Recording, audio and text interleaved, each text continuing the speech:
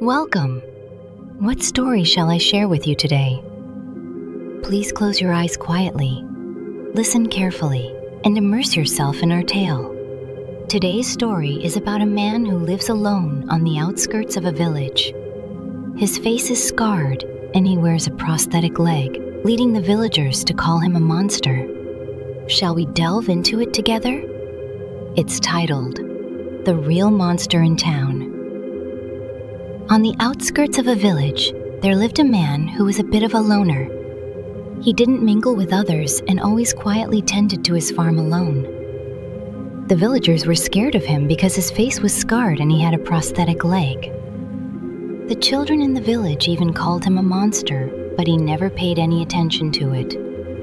One day, as usual, the man left his house at dawn and headed to his fields. Along the way, he spotted a boy, which was unusual in such a secluded area. He passed by without a second thought. But when the boy recognized him, he ran away in surprise, only to trip over a rock and fall. Ouch! The boy's knee was bleeding. The man approached the fallen boy. "I'm sorry," the boy blurted out in fear. The man silently offered his handkerchief to the boy. Hesitantly, the boy accepted it. After the boy took the handkerchief, the man turned around and went back to his field. The boy watched him go, puzzled. Later, the boy came to return the handkerchief and found the man having lunch. Without a word, the man shared his meal with the boy. During the meal, the boy peeked at the man and asked cautiously, "Sir, are you mute?" "No," the man replied, to the boy's surprise. "Why are you always alone?" "Aren't you lonely?" "I'm not lonely. I just don't feel the need to mingle with others. I feel lonely sometimes." The boy looked puzzled, but then had an idea. "Oh, then I'll be your friend. Is that okay?" The man intended to refuse, as he preferred being alone. But seeing the boy's face, he couldn't bring himself to reject the offer. "Suit yourself." "Yay!" The man reluctantly agreed, and the boy was overjoyed. From that day on, the boy visited the man daily. Though the man found the boy somewhat annoying, he didn't mind too much. Regardless of the man's feelings, the boy spent all day chatting before going home. The people in the village are strange. Why are they so interested in others' affairs? Do you know? The villagers say you're a strange person. Doesn't that make you angry? They stick together and treat others like fools. Then, suddenly, the boy stopped coming. The man felt a slight emptiness, but he didn't think much of it, assuming the boy had lost interest. However, a few days later, the boy reappeared, looking disheveled. "Sir, it's been a while. What happened to your face?" "It's nothing. I just fell down. You know how clumsy I am." The boy claimed to have fallen, but the injuries didn't look like those from a fall. However, the man didn't probe further and simply tended to the boy's wounds. After that day, the boy's visits became less frequent, and he was always injured when he did come. Concerned, the man couldn't ignore it anymore. He went to the only person he talked to in the village, the grocer. "Is it time to sell your crops already?" The grocer assumed the man was there for business as usual, but the man shook his head and asked about the boy. "Ha! Who would have thought you'd take an interest in someone else?" The grocer laughed, then told him about the boy. In the village, that boy is recognized as a braggart and is frequently disregarded. He couldn't stand it and recently declared he would investigate the village's monster. The monster was, of course, the man. The man now understood why the boy was there that dawn and why he visited so frequently. The man was startled. He didn't expect to feel this disappointment. He realized he had opened his heart to the boy. Seeing the man's troubled face, the grocer smiled. "No need to be disappointed. I'm not sure when you two became so close, but that boy genuinely likes you." According to the grocer, the boy had been telling people in the village that the man was not a scary person but a kind one. Definitely not a monster. Unfortunately, the boy has made many mistakes, so no one believed him. Eventually, the boy had conflicts and even fights with others. Now, understanding why the boy often came to him hurt, the man knew he had to change. "Can you help me?" he asked the grocer. Sometime later, a feast was held in the village. "What's going on?" The grocer arranged it. "Where did he get the money for this?" "I have no idea." The villagers were puzzled by the sudden feast, but the grocer casually mentioned, "Just enjoy it. It's been a while since we had a feast, right?" As the villagers started to enjoy the festivities, the boy thought of the man and began to gather some food for him. Then, surprisingly, the man, who had never attended a village feast, showed up. "What's he doing here? Did he come to complain about the noise? Scary! Monster! Go back to where you belong." As the man appeared, rumors spread, and children openly treated him like a monster. The boy stepped forward. "He's not a monster." "Don't call him that without knowing him." The man approached the defending boy and gently patted his head. "Everyone, what are you doing? Host of the feast is here, so let's show some gratitude." The grocer stepped forward, surprising the villagers who had no idea the man was the host of the feast. "I am a retired soldier. I lost my leg in the war." The man had returned to his hometown after his military service, but couldn't mingle with the villagers as before. I realized then that I had lost not only my leg, but my ability to see people as people. He was scared that he might cause some serious trouble, and so kept his distance from people. He had no words to defend himself when called a monster, because he felt like one himself. "Sir," looking into the boy's eyes, the man smiled warmly and continued speaking to the villagers. "But this boy showed me that I am also a person." Spending time with the boy, the man felt joy, and he missed the boy on days he didn't visit. He finally realized he was not a monster, but a person. "I don't want to hide anymore. I want to live as a human being. Will you accept me as part of the village?" The man bowed and asked the villagers, who were shocked and unsure, having never imagined his past. Stepping in for the villagers, the grocer said, "Let's not worry about that. Let's have a drink." The grocer handed the man a cup and poured him a drink, then did the same for the other villagers. "Then let me make a toast. For our village's new resident. To that." Following the grocer's toast, the villagers drank, and the man was accepted as one of them. He lived happily among them, and the boy stopped lying. How was the story today? Have you already fallen asleep? If so, I hope you have sweet dreams. This has been the first Dreamtime story for children and adults in need of healing, The Real Monster in Town. Thank you. Welcome. What story shall I share with you today? Please close your eyes quietly, listen carefully, and immerse yourself in our tale.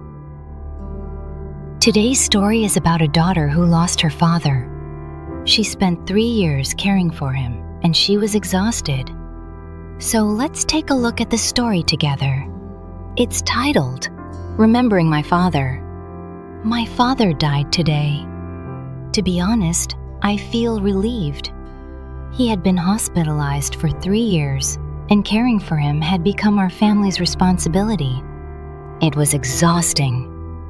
As the head of the family deteriorated, we all had to work to earn money and consistently pay for his hospital bills. That wasn't all. On days I wasn't working, I had to take care of him, which strained my friendships as well. That's how our family endured these 3 years. In a way, my father's death was a liberation for us. When I returned home, I started to sort through his belongings and found a familiar black object. It was my father's cherished video camera. As if mesmerized, I started to play it. Oh, come on! Dad! Hold it properly. You spilled it. I'm sorry. Enough. Move aside. A voice full of irritation. As my father dropped the spoon, not only his clothes but also the blanket became stained with food. Did he realize how much trouble it would be to wash it? It was my mother who stopped me from irritably wiping the food off my father. Sweetie, let me do it. You go outside. My irritable departure was captured on the video, which ended showing only my mother cleaning up the spilled food in a somber atmosphere. The recent videos were mostly like that. I was always irritable with my father, and my mother, who was filming, was busy trying to calm me down. Why did you even record this? It makes me look bad. I felt uneasy. I certainly hadn't done anything wrong. If anything, I was the victim. But from these videos, it almost seemed as though I was the one at fault. I was about to close the video camera, annoyed, when for the first time, a laugh from the camera stopped me. Dad, how's that? Feeling better? Huh? Yes. It's so refreshing thanks to you. There I was on the screen, diligently wiping my father's body. Comparing then to now, I was much younger, and my father looked far more energetic than before his decline. Was this already 2 years ago? Seeing us smiling at each other felt good.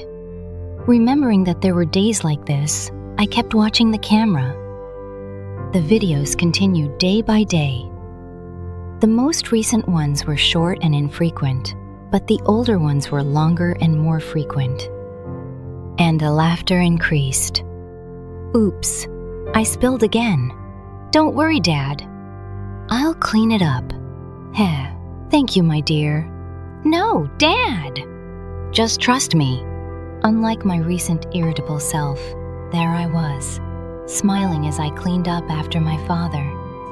Back then, our family was full of hope. We believed that my father would soon overcome his illness and that our daily lives would return to normal soon. However, as days passed, my father's condition worsened, and he began to say sorry more often than thank you.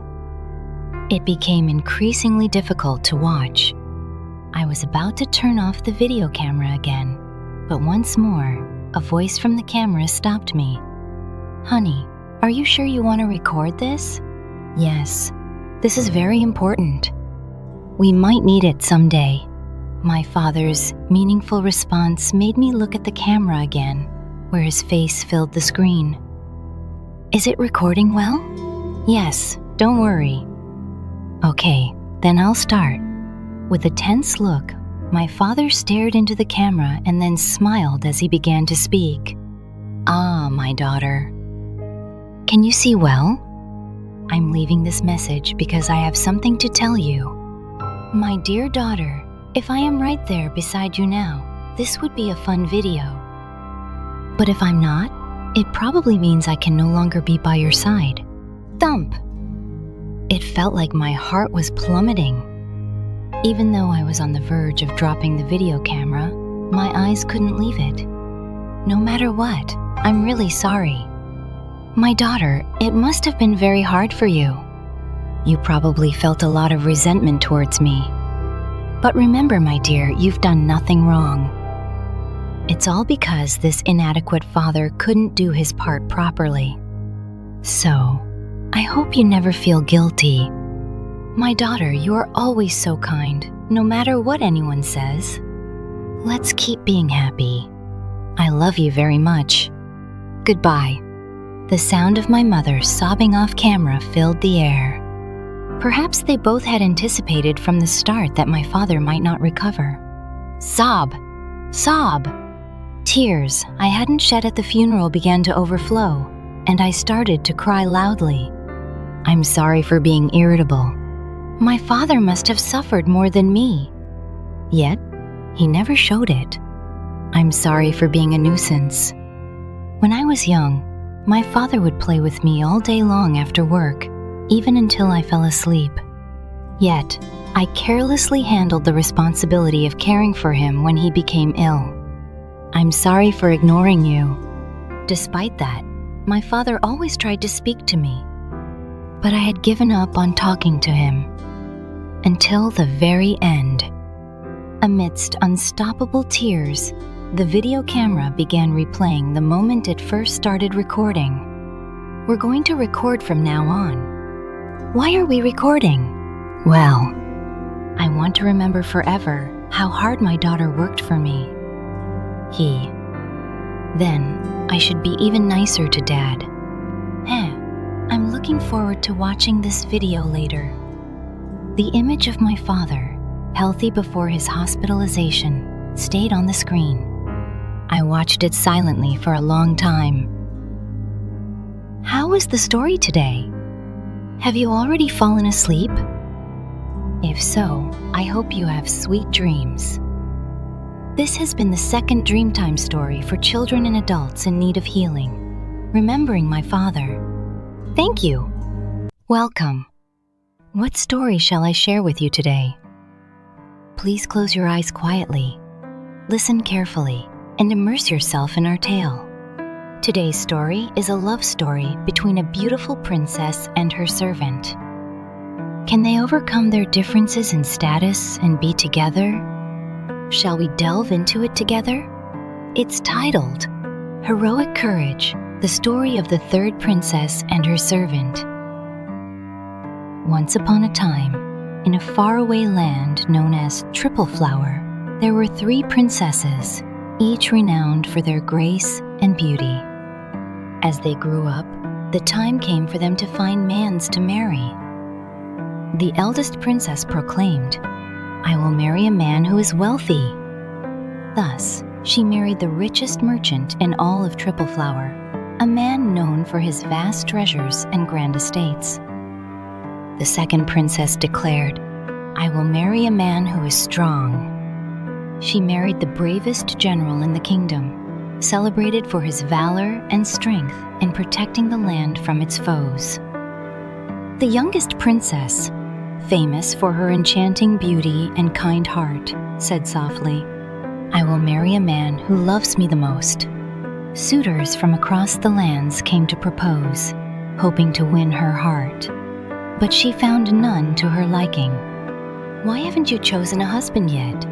Asked her loyal servant one day, his brow furrowed with concern. He had been her companion since childhood, almost like a brother, always by her side.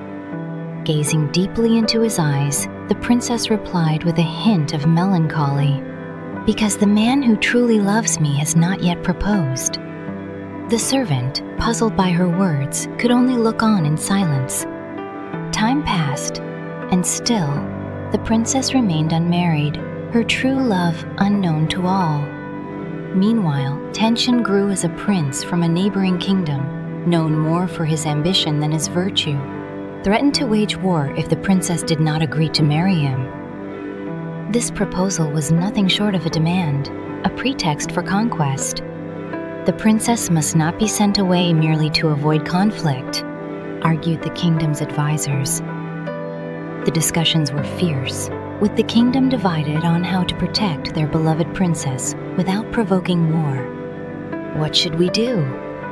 The distressed princess asked the servant, her voice filled with uncertainty. You must not go to him. I have learned that this prince is cruel and unkind. You deserve far better.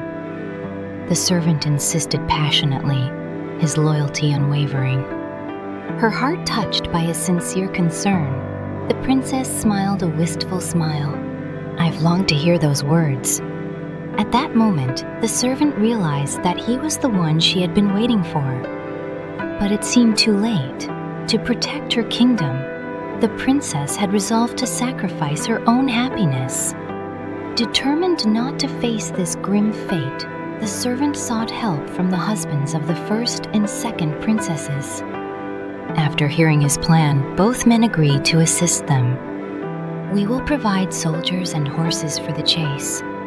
Disguise yourself as a bandit, capture the princess, and escape far away." With the aid of loyal soldiers and swift horses, the servant put the plan into action. They ambushed the princess's carriage, swiftly overpowering the guards. "Come with me, my princess. Let us escape to a place where we can be free and live together," the servant pleaded, his eyes shining with hope. Overcome with relief and joy, the princess agreed, and together they vanished into the night, leaving her old life behind. As the dawn broke over Triple Flower, news of the princess's disappearance spread like wildfire, throwing the aggressive neighboring prince into a fury. He rallied his army, vowing to bring the princess back and punish those who had thwarted him. But the princess was not idle. During their time in hiding, she gathered a force of those wronged by the neighboring prince, ready to defend their freedom and their new home.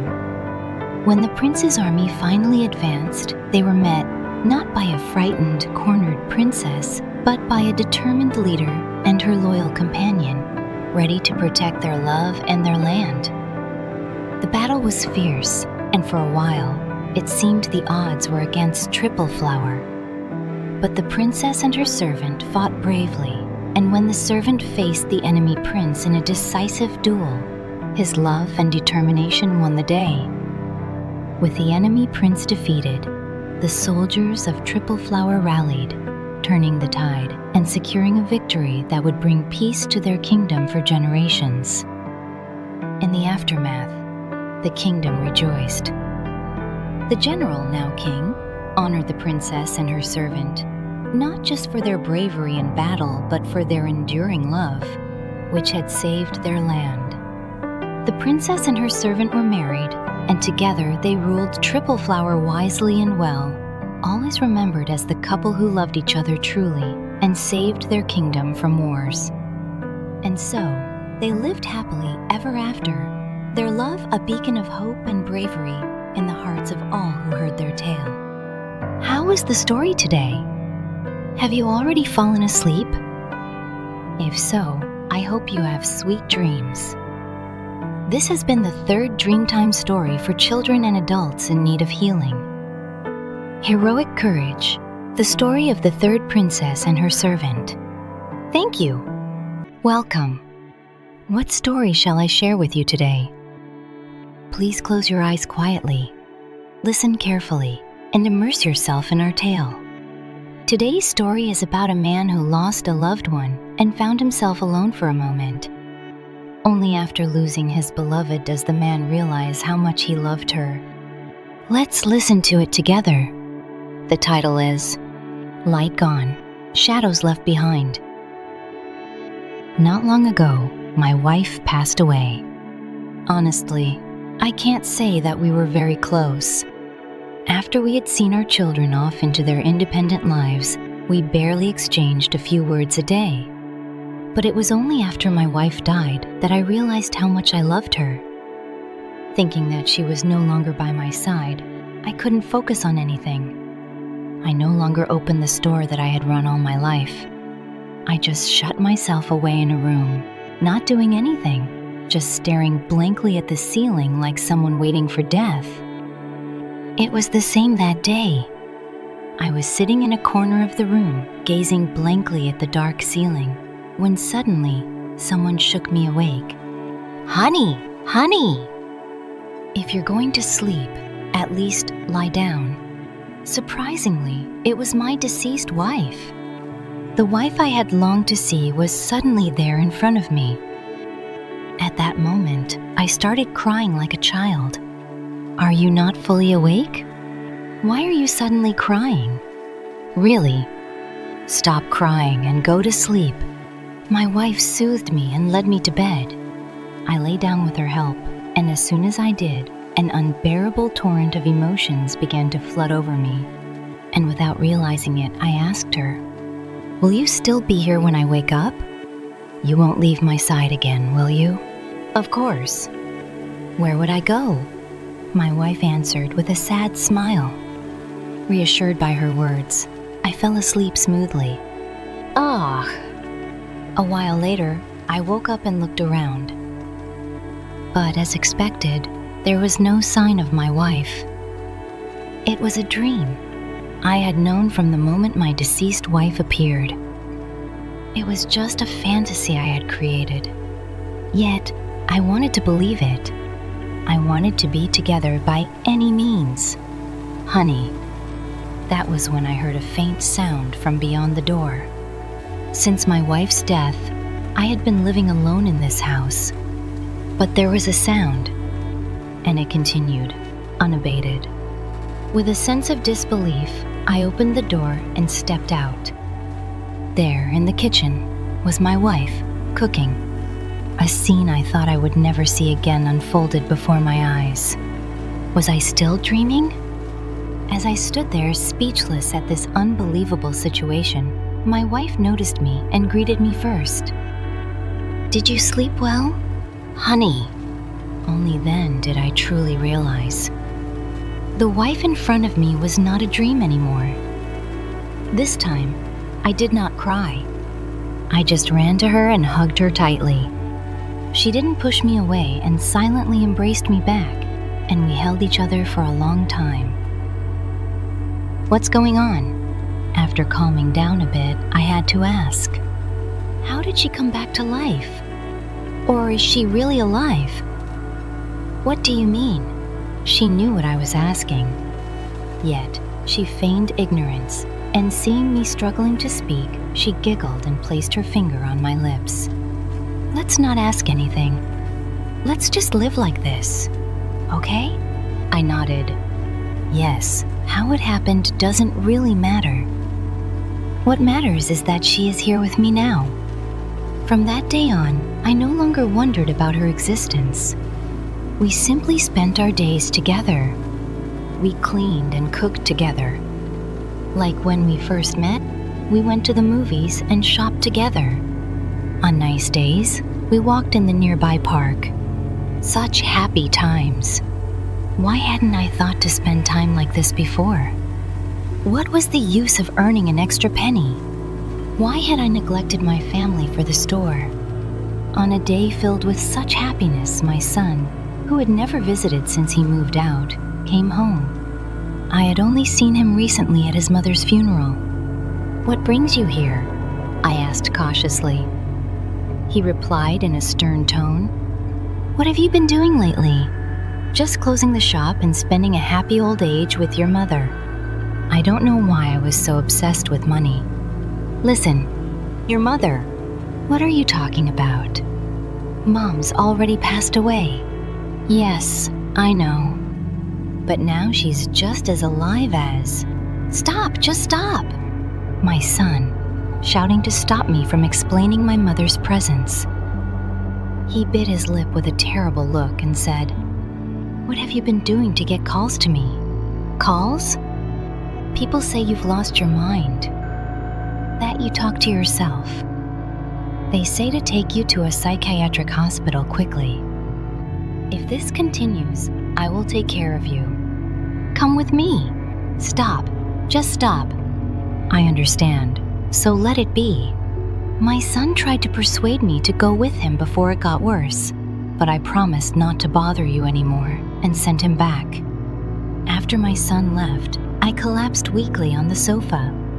My wife just looked at me with a sorry expression. Is this the end? I knew it. I knew that all these moments were nothing but lies that had to end someday. Yet, I hoped they would last a little longer. So I pretended not to know. But now it seems like it's time to let her go. Was it hard for you? Despite my pathetic state, she had not ascended to heaven and had stayed by my side. She shook her head as if it was not now, but ultimately, she had been worried about me and could not rest even in death. I'm okay now. Thanks to you, I can live on my own now. Her presence had given me time to prepare emotionally. Not only that, I had learned to cook and do housework from her. Now, I can live on my own without her. So, it's time to let you go. Thank you. I was so happy with you. I was happy to be with you too. I'm sorry I couldn't make even one good memory. I'm sorry too. For leaving you alone like this. I love you. I love you. Slowly turning into light, my wife's form disappeared as tears streamed down my cheeks. She approached me slowly, and we kissed, and then she was gone. After that day, I cooked and did the housework on my own. I shopped and walked alone. I restarted the store. It wasn't for the money. I just wanted to show her, watching from heaven, that I was okay. That's how I started living a life without her. How did you like today's story? Have you fallen asleep already? If so, we hope you have sweet dreams. This was our 4th Dreamtime story. Light gone, shadows left behind. For kids and adults who need a break. Thank you. Welcome. What story shall I share with you today? Please close your eyes quietly, listen carefully, and immerse yourself in our tale. Today's story is about a child named Andy who sets out to find a mysterious cave where fairies are said to live in order to heal his injured father. The title of this story is The Legend of the Fairy Cave. Once upon a time, in an old village, there existed a legend. The legend spoke of a mysterious cave in the nearby forest where fairies lived. It was said that anyone who could pass the trials set by the fairies could have their wish granted.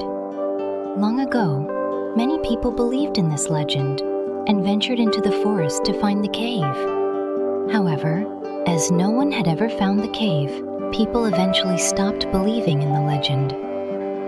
In that village, there lived a boy named Andy.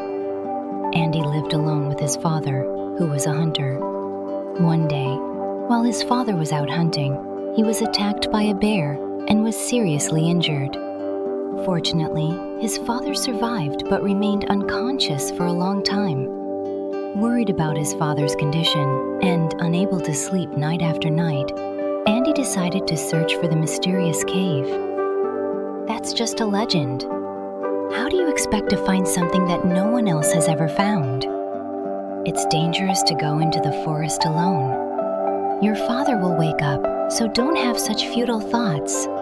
Despite the villagers' attempts to stop him, Andy packed his father's gun and ventured alone into the forest. The deeper he went into the forest, the darker it became.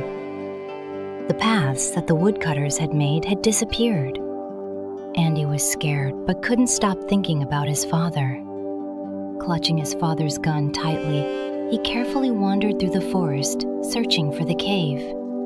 1 day, 2 days, and then 3 days passed. No matter how hard he searched, he couldn't find the cave. With all his food exhausted, Andy decided to return home for the day. That's when it happened. Suddenly, he felt chills all over his body. Startled, he turned around and saw a bear drooling and staring at him. Oh no! Andy started to run away frantically, but the bear closed in on him. Realizing he couldn't escape, Andy aimed the gun and fired. Bang! Unfortunately, he missed, and the recoil caused him to stumble and fall. A terrifying shadow loomed over Andy as he lay on the ground. He closed his eyes, accepting his fate. Father, I'm sorry. Your foolish son is leaving first. But the bear couldn't get any closer to Andy. Suddenly, the ground beneath Andy collapsed, and he was sucked into it. The bear watched as Andy fell into the hole and, disappointed, turned away and left. After a while, Andy regained consciousness and was surprised. Despite falling from such a height, he wasn't hurt at all. As he looked at his body in amazement, he noticed small fairies standing at his feet, looking up at him curiously. "Human, you've finally woken up? Are you hurt anywhere? You must have been surprised falling from above. Did you save me?" "Yes, we caught you as you were falling." How did such tiny beings catch him? But that wasn't important right now. The presence of the fairies meant he had found the cave he had been searching for. Andy pleaded earnestly with the fairies. "Please, save my father." "All right, but there is a condition." The fairies smiled brightly as they looked at each other. Andy wasn't surprised, knowing he had to pass the fairies' trials to have his wish granted, according to the legend. The condition is simple. You must leave this cave with this. What is this? This is fairy dust. It can heal any wound. A small glass bottle filled with shimmering dust. If he could take this back, he could save his father. Carefully accepting it, Andy vowed to bring it to his father. But you must not look back. The path will continue straight ahead, so just walk forward. It's simple. Got it. Andy accepted the fairies' proposal. The fairies giggled and vanished. Left alone, Andy cautiously began walking in the direction the fairies had indicated. His nervous steps were slow. How long had he walked? Suddenly, the surroundings turned hazy, and before he knew it, the cave had disappeared and transformed into his home. "Andy! Andy! Where are you? Andy!" To his amazement, his father, who had collapsed, was desperately searching for him. His father wandered around and then started approaching Andy. "Dad!" Andy ran toward his father with joy. But his father walked past him. Confused, Andy almost turned around. At that moment, he remembered the fairy's warning not to look back. Stopping his half-turned body, Andy clenched his fists and hurried his steps. "There you are. Andy, come here. I was worried." Then, his father's warm voice came from behind. The familiar warmth of his father's voice almost made Andy turn around again, but he managed to stop himself in time. "You must be very angry." "I'm sorry, I came too late." His father spoke to Andy, who stood still. The voice sounded older and weaker than before, and Andy found himself crying. "Pull yourself together, Andy. This is just a trick of the fairies." What he was seeing was just an illusion. He was still in the cave, and his father was at home. Resolving himself, Andy ignored the voices behind him and continued walking forward. Finally, he saw the exit of the cave. If he could just get out, he could return home and heal his father. At that moment, a voice called out to him again. "Andy!" It was a woman's voice, unfamiliar yet somehow stopping him in his tracks. "Andy, it's your mother. I've missed you so much, my son." Yes, it was the voice of his mother, who had passed away when Andy was very young. Andy had always envied children with mothers. He always thought how wonderful it would be if he had a mother. Hearing his mother's voice, he couldn't move forward. He wanted to turn around and feel his mother's embrace, which he couldn't even remember. "Andy, come here. Your father will be here soon. Let's live together as a family." But he couldn't do that. His mother had passed away, and his father's life depended on him now. His father, who had raised him alone after his mother's death. It was time for him to repay his father. "I'm sorry, Mom." With his eyes closed, Andy started running forward. As soon as he exited the cave, the entrance vanished, and he found himself at the forest entrance. Andy was surprised, but knew he didn't have time to waste. He ran home and sprinkled the fairy dust on his father. Miraculously, his father opened his eyes. "Dad!" Andy, who had missed his father so much, cried in his arms. His father hugged him silently. After that day, more people ventured into the forest to find the cave, but no one ever found it. How was Andy able to find the cave? Was it his sincere love for his father? In any case, Andy lived happily with his father for a long time. How was the story today? Have you already fallen asleep? If so, I hope you have sweet dreams. This has been the 5th Dreamtime story for children and adults in need of healing. The Legend of the Fairy Cave. Thank you. Welcome. What story shall I share with you today? Please close your eyes quietly, listen carefully, and immerse yourself in our tale. Today's story is about a bookstore with a huge collection of books. A woman visits this bookstore and finds her memories there. Let's follow the story. The title is Library of Memories. Ding! Ding! The cheerful sound echoed through the quiet bookstore. A short woman with a sorrowful expression entered the store.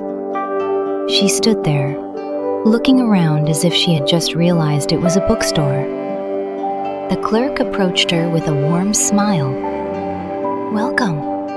Are you looking for a particular book? Well, why am I here? It wasn't a question expected from someone who had entered on their own, but the clerk, as if used to such customers, calmly responded, Please, follow me. I'll guide you. The clerk led her through the store. They passed by numerous shelves filled with books and entered a door at the very back. Inside, there were even more books than before, an endless array of volumes, neatly organized on shelves that seemed to stretch on forever. Despite the overwhelming number of books, the clerk navigated through them with ease, as if knowing exactly where everything was. Here we are. The book you're looking for should be here. The book I'm looking for? Yes. Take your time, there's no rush. Reluctantly, she picked a book from the shelf and began to read. We went on a seaside trip with my parents. I was so excited that I got scolded for being too rambunctious in the car, but I was so happy. Holding my brother's hand, I ran into the sea. Time flew by, and before I knew it, it was sunset. I fell asleep instantly and woke up at home. It was a truly happy day. At first glance, it seemed like an ordinary day in a child's life, but she felt something. This was her story. She quickly picked another book and read. Today is my first day of elementary school. I'm more scared than excited. My mom says I'll do great, but can I really make friends? With a nervous heart, I cautiously opened the classroom door. Luckily, no one paid much attention to me. Or is that really lucky? I sat in the farthest corner, listening to the chatter of the kids. I felt so alone, like I was invisible. I almost wanted to cry. Yeah, luckily Laura talked to me first. Another seemingly mundane story, yet unforgettable for her. Laura's kindness had helped her adjust to the class. I wonder how Laura is doing now. Considering her personality, Laura is probably doing well somewhere. She picked another book and started reading. I got confessed to, by the most popular boy in class, no less. I'm still in shock. I never thought he'd confess to me. Is this a prank? I don't know. But even if it is, I can't turn down this confession. This might be a once-in-a-lifetime opportunity. Thankfully, it wasn't a prank. Although we broke up in less than a month, he turned out to be quite the player, flirting with other girls even while dating her. It was hard at the time, but now it's just a fond memory. He's married now, I heard. Found a good woman and settled down. Yeah, it's about time for him to settle down. Hopefully, He'll live well without falling back into his old habits. We're going on a graduation trip with friends. It's my first time abroad, so everything feels new and exciting. This will be such a fun time. It turned into a nightmare when two friends fought. It started well, but that night a fight broke out between one who wanted to go clubbing and another who wanted to sleep early for the next day's plans. The trip turned into a mess. Since then, she mostly traveled alone. My writing won an award. Just a consolation prize, but it's going to be published. I never imagined my writing would be published. It feels like a dream. I must buy a copy once it's out. I was so happy. It didn't sell well, but knowing others were reading her work brought immense joy. She still treasures that book. I've finally become a teacher. I'll never forget my first day with the students, looking up at me with bright eyes. I vowed to help them become wonderful people. I used to be passionate. Yes, she had wanted to be a respected teacher. But over time, she only focused on safely advancing the students. I married Max. He's a fellow teacher at the same school. Not exactly my type, but he makes me feel comfortable. And isn't comfort the most important in a lifelong companion? I hope we'll be happy together forever. I see. As she read more, her memories started returning, and she began to understand where she was. This is the afterlife, isn't it? Indeed, she had died, unable to avoid the car on her way to work. If I had known, I would have apologized to Max this morning. Then I would have taken his car, and none of this would have happened. That kind-hearted fool will blame himself endlessly now. Thinking about the pain Max would go through, she started to cry. "Marie, you're not dead yet." The clerk's voice interrupted her thoughts. "What?" Marie was astonished. If she wasn't dead, then where was she? And why was she here? This is the bookstore of memories, at the boundary between life and death. People often spoke of seeing their life flash before their eyes at the moment of death. These flashes were the books stored here. And her bookshelf was far from complete, with many more volumes yet to be written. "Now, Marie, it's time to go back." As the clerk spoke, Marie's form began to fade. She wiped her tears and thanked the clerk repeatedly. "Thank you. Thank you so much. May you fill your life with many more wonderful stories, Marie." Marie! Marie! As she regained consciousness, she saw Max holding her hand, crying. "Why are you crying, silly?" "I'm sorry, Marie. I'm so sorry." Max pulled her into a hug, and she whispered weakly, "Max, let's travel together, eat delicious food, watch movies, and create many happy memories. So there will be no regrets when we die." "Yes, let's do that. We'll definitely do that." They held each other tightly, promising a future filled with joy. How was the story today? Have you already fallen asleep? If so, I hope you have sweet dreams. This has been the 6th Dreamtime story for children and adults in need of healing. Library of Memories. Thank you.